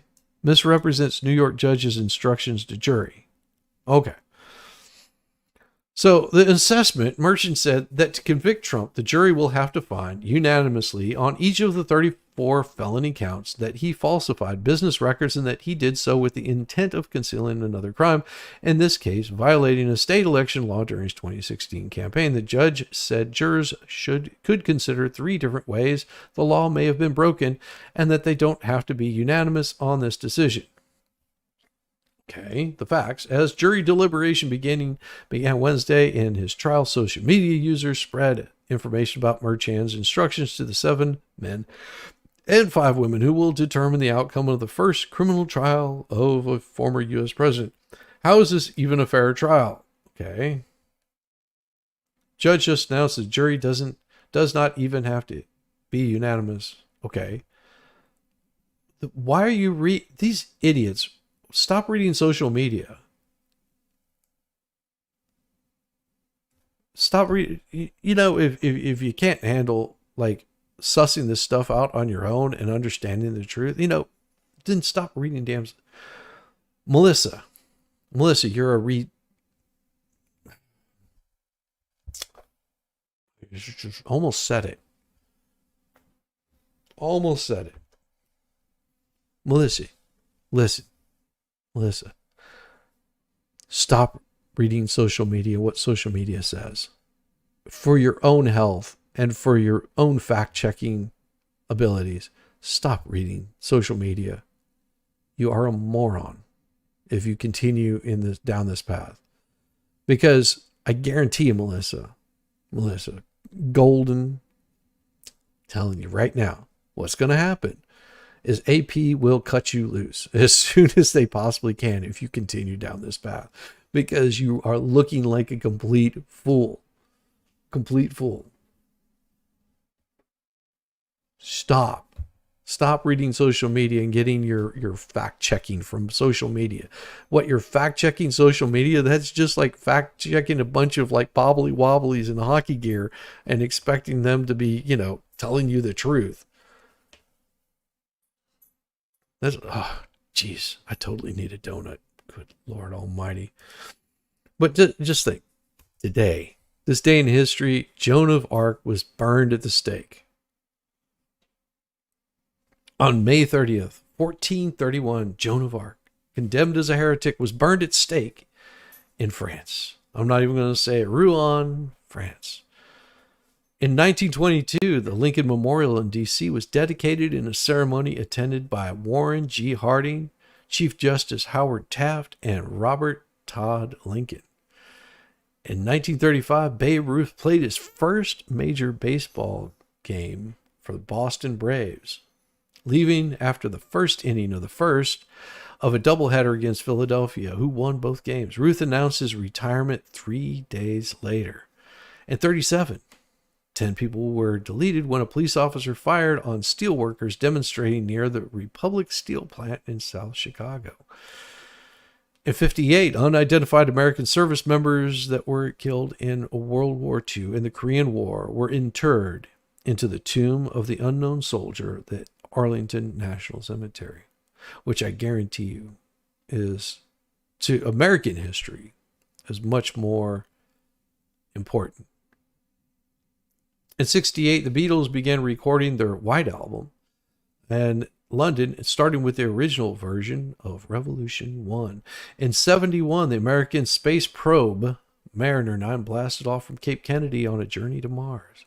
In 1972, 3 members of the Japanese Red Army, they opened fire at an airport in Tel Aviv, deleting 26 people. 2 attackers died. The 3rd was captured. In 1989, protesters in Beijing erected a goddess of democracy statue in Tiananmen Square. The statue was destroyed by the Chinese government's crackdown. Yeah. In 1994, Mormon Church President Ezra Taft Benson died in Salt Lake City at the age of 94. In 2002, a solemn wordless ceremony marked the end of the agonizing cleanup at Ground Zero. 8.5 months after 9/11. In 2015, Vice President Joe Biden's son, former Delaware Attorney General Beau Biden, died at age 46 of brain cancer. You notice that was in 2015 that his son died of brain cancer.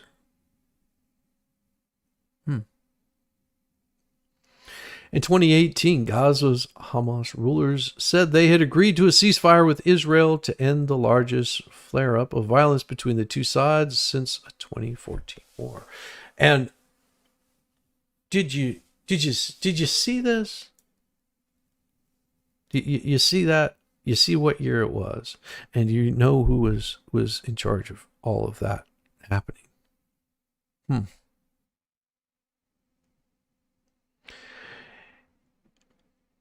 Oh my God. I really want to show something. In 2020, tense protests over the death of your Lord and Savior George Floyd and other police killings of black peoples grew across the country. Racially diverse crowds held mostly peaceful but sometimes violent protestations, demonstrations in dozens of cities, though many later descended into violence with police cars set ablaze. Well, that wasn't all that he did. This is what happened with Rittenhouse. Yeah, that will flood the news today. Biden's son's demise. Of course, he fought and died in foreign countries, and it was because of his fighting and dying in foreign countries. And yeah, his son dies in multiple different ways, whatever suits his needs. If Obama had a son, he'd look like George Floyd. That kind of stuff, wouldn't it? In 2022, after the shooting in Uvalde, Texas, which was horrible, Joe Biden said the Second Amendment was never absolute.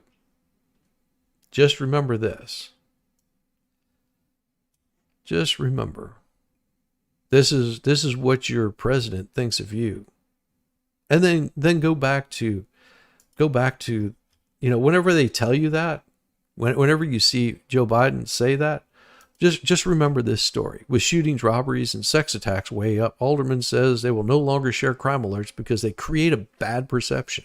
Just remember that whenever they want to take away your Second Amendment rights. Regurgitated tweets with no other sources. It's getting ridiculous. Yeah. Majority of articles recently are just regurgitated tweets. Yeah, Pam, don't drive to Canton for a donut. You might get accused of unaliving someone. Exactly. Actually, it was. That's why it's the Second Amendment.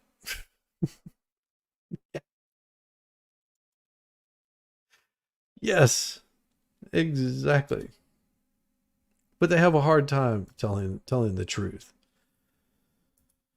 They have a really hard time telling the truth. Share this tab right here. In 2023, CEO Elizabeth Holmes was taken into custody at the Texas prison where she was sentenced to spend 11 years for overseeing an infamous blood testing hoax. In 2023, Elizabeth Holmes, she was taken into custody. 11 years for an infamous blood testing hoax. That was another thing that I read that I found really interesting. I wonder if I can find that particular story. It is in me.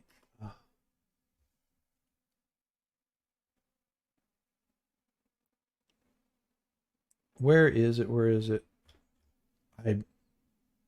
I saw this story. I'll see if I can find it. Let's go home. Maybe it's back here. Maybe it is in this. Let's search the mail. My posters. It was let me see. Copy. Nope. Because it was a really interesting thing about what was it? Story.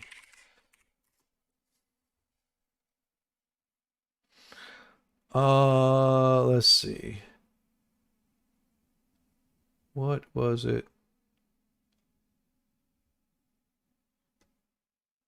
It was a very... Oh, here we go. It was in Wired. Okay, let me pull this thing. I don't want to subscribe. No, I don't care. So what the story was is fake it till you make it, baby. Yeah. No, okay. So it was there was a story about 23andMe. The DNA sampling thing, and it came out that like a lot of it's just BS. Like they have no way of guaranteeing that any of those results are true. Yeah, they're under some serious fire about this. It was like they submitted, they got hits, and one of them was for 23andMe DNA kits found out real dad. It was so horrible. The information may be used to create genetic discrimination in places without relevant legislation. It's so horrible. Yeah. And they basically say that, you know, how accurate is testing. It's like not that great. Like it is so off on a lot of it. But they wiped that story, I guess, because it caused 23andMe's stock to go to crap. It is so bad. So bad.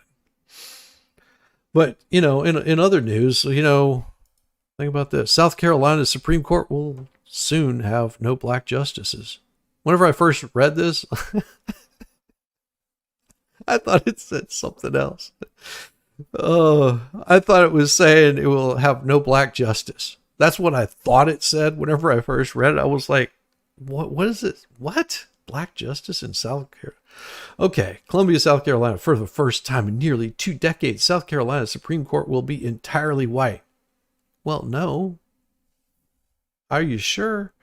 How about all the justices will be Americans? And guess what? They have to be. But of course, diversity on the bench is a big topic. No, it might be a topic for some people, but for us, you know, that really don't give two craps about it, you know, all the diversity signals is that you're not paying attention to who is doing the best job. Whether they be black, white, Hispanic, green, orange, or a little man from Mars, doesn't matter. The General Assembly selects the state's judges and is so rarely chosen non-white jurists, the black lawmakers briefly walked out of judicial elections 5 years ago over these diversity concerns. Well, that's up to them. They're more than welcome to you know, peace out if they want to. When a new justice is seated after next week's election, South Carolina will join 18 other states with all-white high courts, according to the Brennan Center for Justice. Yeah, see, do not trust this company right here. Do not trust this Brennan Center for Justice, because they are just another left-wing propagandist, and this is where AP is screwing up again.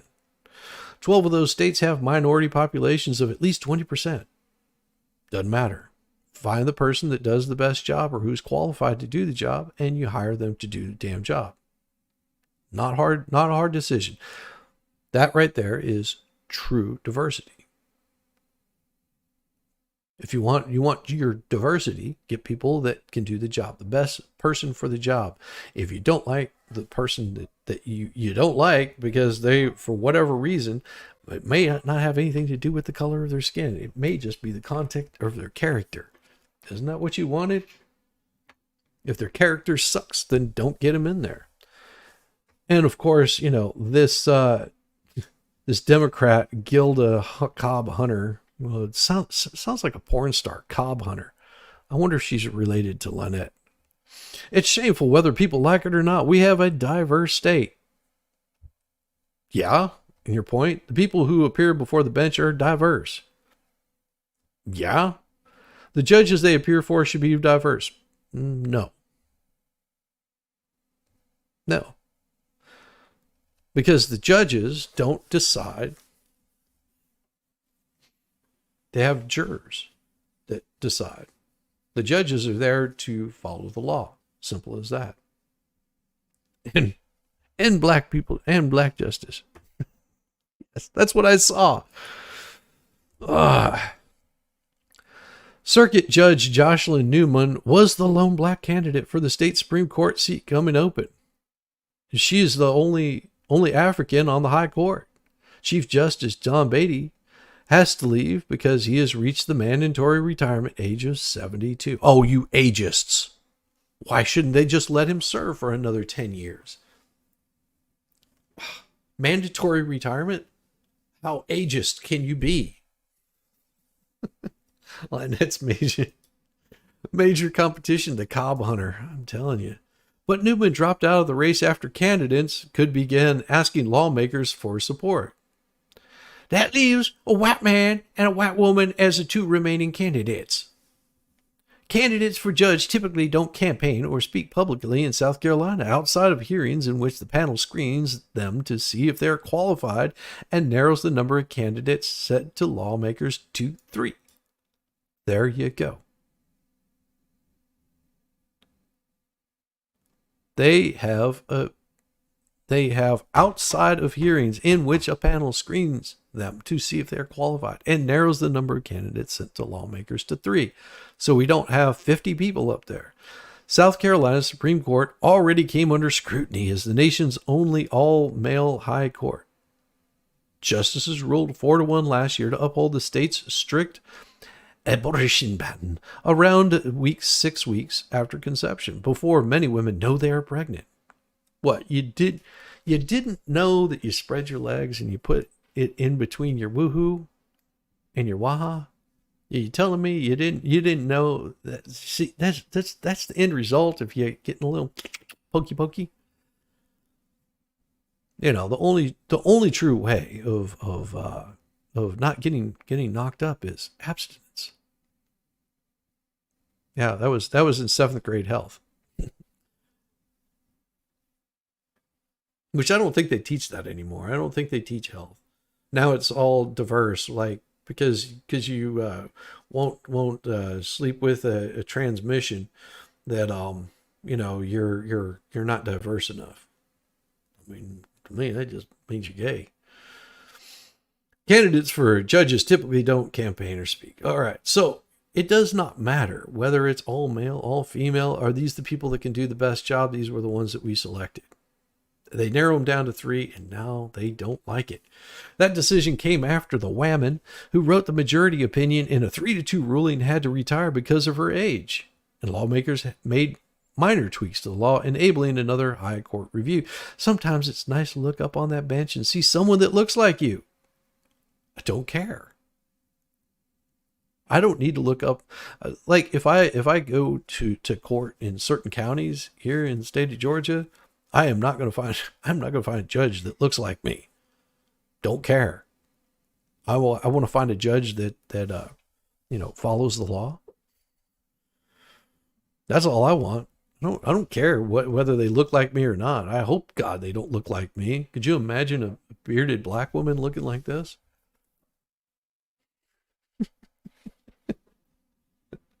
Just say, I wouldn't want to look up there and see that them looking like me at all. Sometimes it's associate. Okay, who in the hell is Associate Justice Kane Hearn? She lamented an interview with South Carolina ATV after she left the court. Oh, after she left the court. And she was just an associate justice. Oh, wonderful, Kay. I wonder what Kay Hearn looks like. I'm just curious. Let's see what Kay Hearn looks like. Oh, God. Oh. Oh, no. No. This is what Kay Hearn looks like. That's what Kay Hearn looks like. And she got out. She got booted because she just aged out.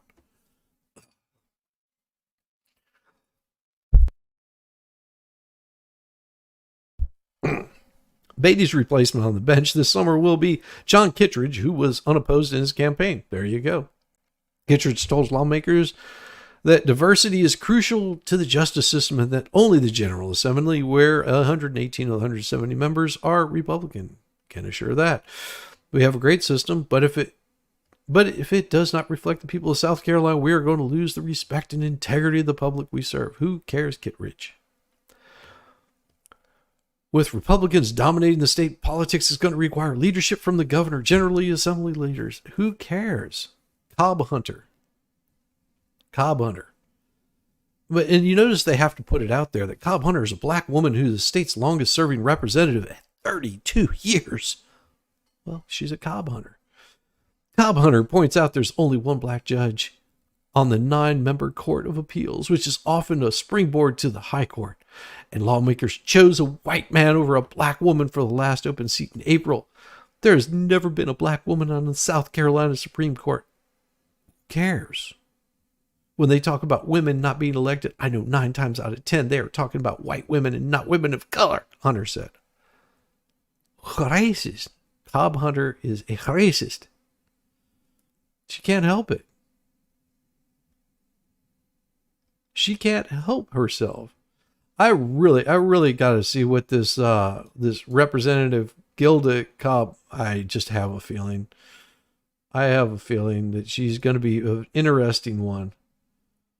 Let's find a picture of her. Oh, good God Almighty. Oh, good Lord Almighty. I am not even. This is scary. Let's hear what she has to say. Oh, good Lord. Where is it? Here is your representative in South Carolina. Oh boy. Here we go. Of state legislators. Welcome to the program. It's muted. I think. Nope, it's not muted. It's me. I'm muted. There is a second. Let's bring this up. Okay, we'll get to that. Here we go. Thank you for having me. Can you tell us what are the risks for a premature opening of your state and others, not only to the general population, but to workers? Well, and let me say the National Black Caucus of State Legislators represents over 700 Black legislators across the country. And here in South Carolina. So she's reading this. This is a pre-done speech. This is totally a pre-done speech, and she's reading this. You can see her reading these things off of what somebody else has typed out for her. My freaking Lord Almighty. These people that All right, let's continue on with Gilda, the Cobb Hunter. As well as across the country, my colleagues are concerned about a premature opening for several reasons. Premature? One, it's a known fact that we are disproportionately affected. We have usually, as you pointed out, the last hired, first fired, and the inequities that are apparent in communities of color. The disparities make it very difficult. The whole premise that it is easy to reopen and open businesses back up. Oh, for the love of God. She is one of those people. Oh my God. You'll notice it. You'll notice it here in a second. It'll drive you up the damn wall. She is in her home and she is deaf. She's deaf. You know why she's deaf? Because she has a God blessed smoke detector that needs a new battery in it and it keeps chirping. It's so damn annoying. So annoying. It's one of those people. I hate those people. If you got a smoke detector that's going off, get up there and change. Oh, that's right. She probably doesn't have a man to do it for her. Or a man is just as deaf as she is. One of these people that have those damn smoke detectors that need to change damn battery.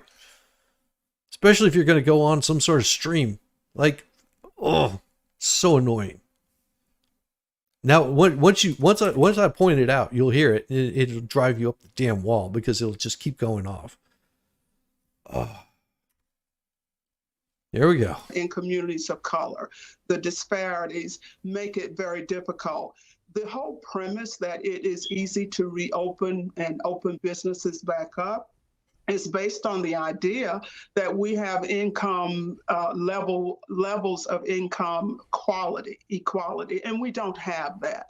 And so at NBCSL, we recognize that when we talk about who the barriers, who the burdens will fall on, we're talking about Black and brown people. The industries that are being reopened are service industries.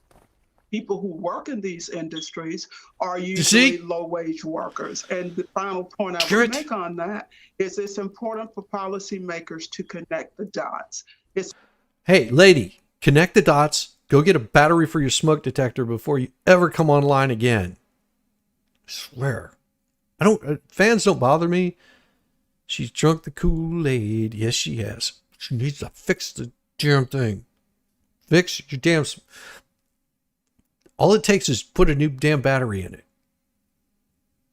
That's all you got to do. Oh no, that's too much to ask of her. It's important for us to understand that it's not just about health inequality and it's about reading the script and not changing the battery on your smoke detector. Health disparities, but we've got a bunch of other factors, social determinants that factor into this as well.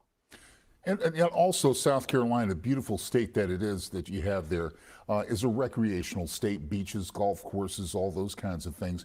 What kind of a financial hit are you taking in those areas right now? South Carolina, where you are there in Florida, and most states along both coasts, is seeing a real significant economic impact from a negative standpoint. Tourism is the lifeblood of South Carolina, as it is of many states in the Southeast. And we acknowledge that there is an economic impact of being closed. The question has to be asked, though, is it important to have businesses damn smoke detector at this point where it is not safe? Because the reality, Brad, is that there is not a strong testing program in place in most of these states. Smoke detector. There is not a strong testing program in place in most of these states. And so when we talk about reopening, our concern is that we are being turn off your damn penny phone. Wise and pound foolish.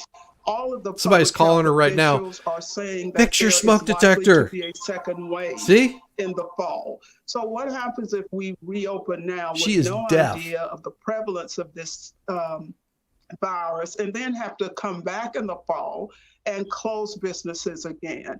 That double whammy for low-wage workers is more than they ought to be able to, ought to be asked to. Oh my sustain. God, lady. Are you going so far as to tell people in our community, even though places are reopened, to simply not participate? I'm not going so far as to say anything to anyone other than this virus is serious. This is a decision that each individual will have to make. But what we are saying at NBCSL is that there are a number of factors that ought to be taken into account. Like fixing your smoke detector. Like, please. See, and she was one that did not want to reopen any of the businesses because it disaffects all of the people of colors in our counties. Yes, they shouldn't be able to. Jesus, guys. I like that speed better. More attitude. That's right. The realities of struggling families, if we talk about social or physical distancing, staying in place, a lot of people don't even have a home to be physically distant in. Dear smoke detector. Are so many other social determinants. We recognize that people need their jobs. What we think is important is that in this crisis is opportunity. And what we as a nation should do is use this opportunity to come up with systemic changes that will improve the economic well-being of all folk. Because there will be another virus. This one is new. It's unknown. Another reason we shouldn't be. Fix your smoke detector. And oh yeah, as she said, that's what she had to say.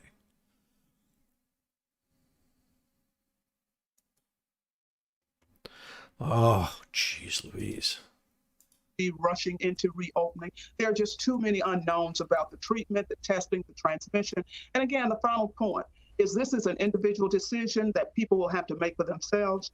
We recognize it's a tough choice, but at some point we've got to decide, is it more important to bring back the economy, or is it more important that people's lives be saved and not? As we found out, it's more important to bring back the economy and maybe change the battery on your smoke detector. How old is this? Oh, geez, man. This is at the, I want to say 2022. Here, let me find out for you. I can pull it up. Get out of the full screen. So this was 4 years ago. 4 years ago, 2020. Put in jeopardy. We believe we ought to reopen, but it ought to be done in a very safe way. Smoke detector. When testing and contact tracing is in place. And quite frankly, that is not in place in most of these states. South Carolina is this? included. And Representative, I'd be remiss. This right here is a lady that is pissed off in South Carolina because they don't have enough black representation. That's who this lady is. And now I'm just intrigued. If anybody's going to call her, well, I guess someone tried calling her and telling her, hey, woman, fix your smoke detector. I guarantee if I ever find her on another live stream and she's in the same office, she probably still hasn't fixed that damn smoke detector. It still keeps beeping. And she just doesn't hear it. I hate people like that. Speaking of hatred on people, oh my gosh. Song. You want a song, a rock song. So let's give it to you here. We got the Octagon Clash. Let's see what happens.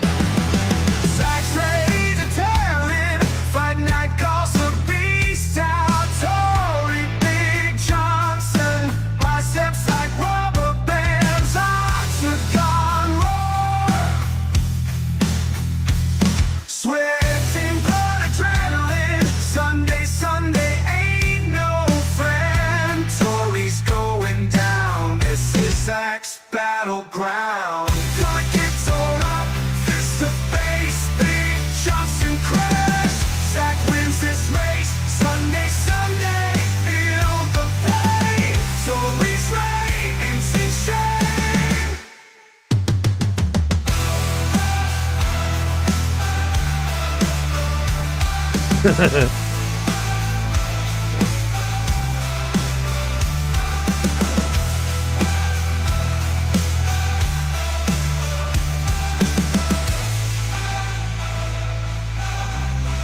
Hey, Knock. Good to see you. Bad memories. Here we go. Let's see what the next one is. Oh, that's pretty good. Zach's ready to tear it.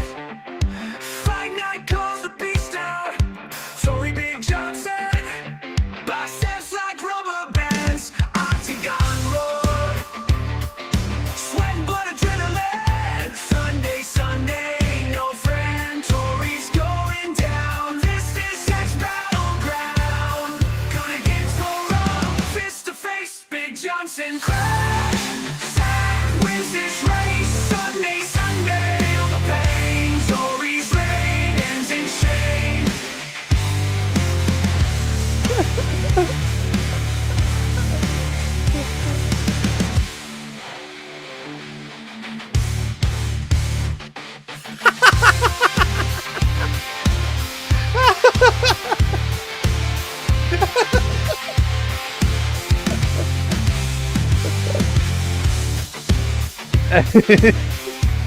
It doesn't matter. This is awesome. This race, Sunday, feel the pain. Tory's reign ends in shame. Big Johnson crash. Zach wins this race. Sunday, feel the pain. Tory's reign ends in shame. Ends in shame.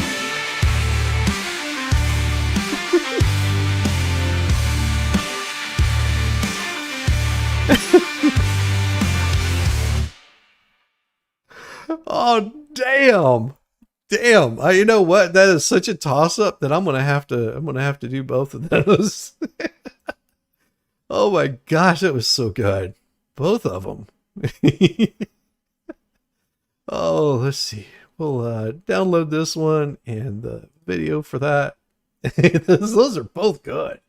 Oh my gosh. Those are damned awesome. Where is it? Videos. Want to make sure that I get them in there into the right category, because it's been a while since I've done these like I'm supposed to. Videos, and there we go. The YouTubes. Nope, that's not it. Where is it? No, there it is. There we go. Save it there. And I'm going to download this one also. Save. Download this one. And there. And then I've also, you guys will have to decide for me which one of these is better. So someone gave me this idea last night. Walks the sands of chief in disguise, hidden secrets behind those sharp eyes. Travel rhythms beat steady hearts. Yeah, smoke detector song. Dancing shadows in the night, he stands tall. Undercover agent in robes of the past, fighting for justice. It's a role to cast. Reggae beats blend with the ancient drums. Secrets whispered by the desert hums. Chief of Slapahos, he strikes from the dark. With a reggae rhythm and a spice hallmark. Tribal chief in the desert's light, secret agent in disguise so tight. Undercover to the bone, Moroccan king on the sea ice throne. Sand and shadows moving close, who knows where the secrets go? Faces painted to the beat, undercover on the streets. Spy chief of Slapahos, double life nobody knows. Rock steady rhythm in his soul, undercover takes its toll.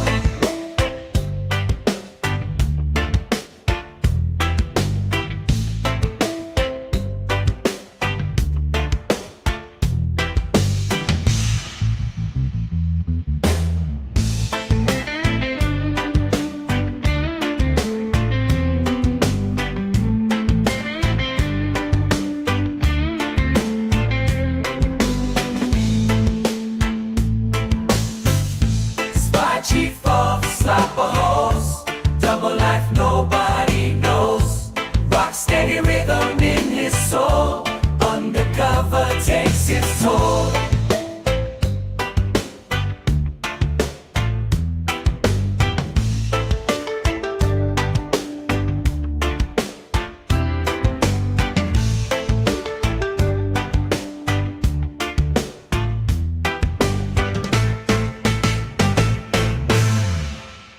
So you like that song? That one is that was the Moroccan Spy. Tribal chief in the desert's night, secret agent in disguise so tight. Undercover to the bone, Moroccan king on the CIA's throne. Sand and shadows moving close, who knows where the secrets go? Faces painted Yes. to the beat, undercover on the streets. Slapaho, he's Chief Slapaho. Slapahos, double life nobody knows. Rock steady rhythm in his soul, undercover takes its toll.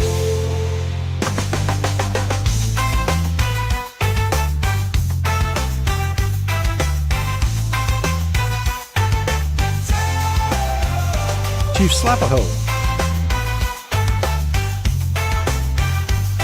I like both of them, but I think I like this one better. Tribal chief in the desert's light, secret There's this one. in the desert night he prowls, hidden in the shadows deep. Chief of the tribe by day, at night secrets he will keep. But I still like Colin. Walks the sands of chief in disguise, hidden secrets behind those sharp eyes. Travel rhythms beat steady hearts call, dancing shadows in the night he stands tall. This one. He walks the silence of chief in disguise. Hidden secrets behind those sharp eyes. Tribal Yeah, I rhythms think this beat one right steady here. hearts called dancing shadows in the night. He stands tall, undercover agent in robes of the past. Fighting for justice, it's a road to cast. Rigidities blend with the ancient. Here we go. Fire's eye, flash red light. Smoke dance in dark night. No change the battery out of sight. Annoying beat never feels right. Sitting down, streaming live. Can't escape the beep and jive. Like a tick-tock in the hive. Music cool, trying to survive. Beep in the night drives me mad. Forgot the battery, that's too bad. Can't focus on the fun I had. Deep in the night, life's a tad sad. Fire's eye, flash red light. Smoke dance in dark night. No change the battery out of sight. Annoying beat never feels right. Sitting down, streaming live. Can't escape the beep and jive. Like a tick-tock in the hive. Losing cool, trying to survive. Beep in the night, drives me mad. Forgot the battery, that's too bad. Can't focus on the fun I had. Deep in the night, life's a tad sad.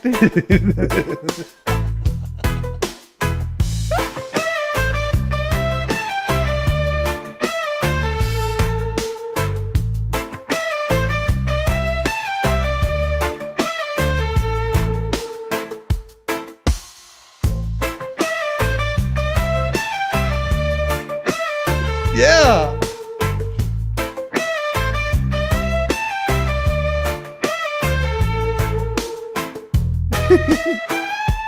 Deep in the night, life's a tad sad.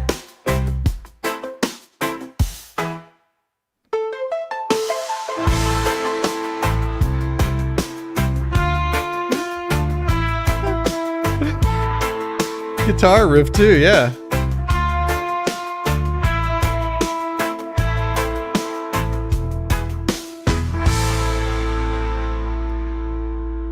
Yeah, that was pretty good.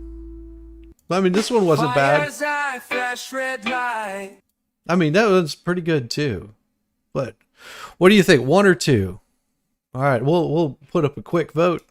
I'll give you guys like very short, limited amount of time to do this one and start a poll.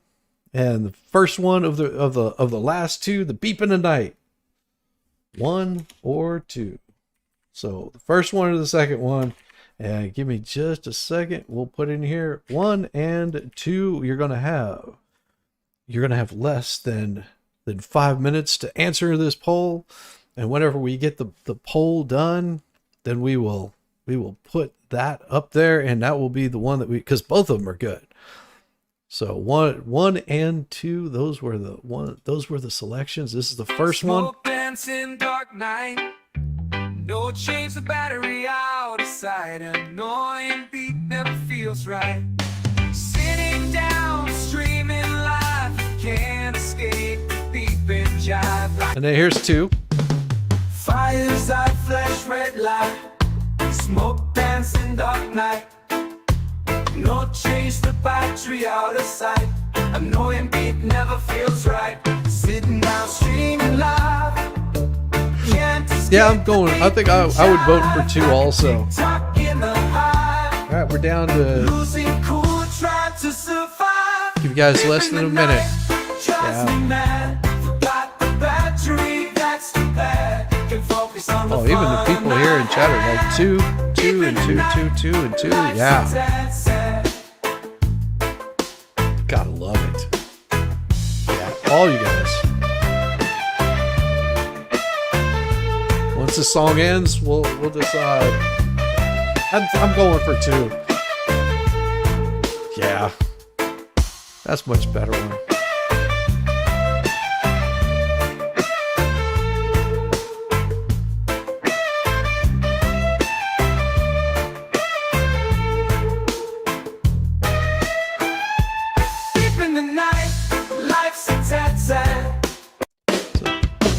Tribal chief in the desert's night, secret agent in disguise so tight. I like this one. Cover to the bone, Moroccan king on the sea ice throne. Sand and shadows moving close. Tribal chief in the desert's night. Yeah, that one's too fast. But we definitely got both the octagon clashes. But I still like this one better. Sex ready to cherry. Fight night calls the beast down. Tory Big Johnson. Biceps like rubber bands. Octagon roar. Yeah, that's the one. That's the one. Sunday, no friend. Tory's going down. This is sex battleground. Gonna get tore up. Fist to face. Big Johnson crash. Wins this race. Sunday on the pain. Tory's reign ends in shame.